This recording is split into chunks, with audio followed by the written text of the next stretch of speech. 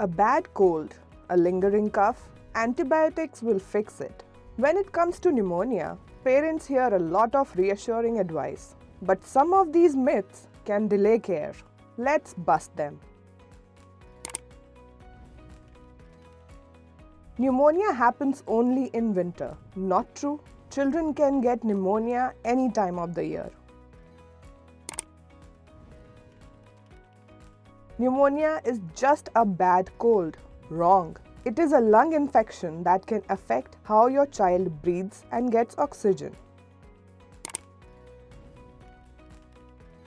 Every child with pneumonia needs antibiotics. Not always.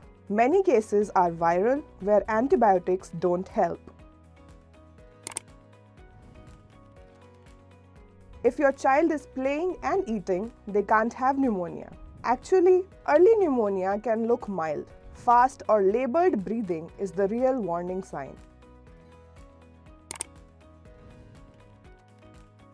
Every child with pneumonia needs hospital admission or an X-ray. Not true. Many recover at home and doctors often diagnose it clinically.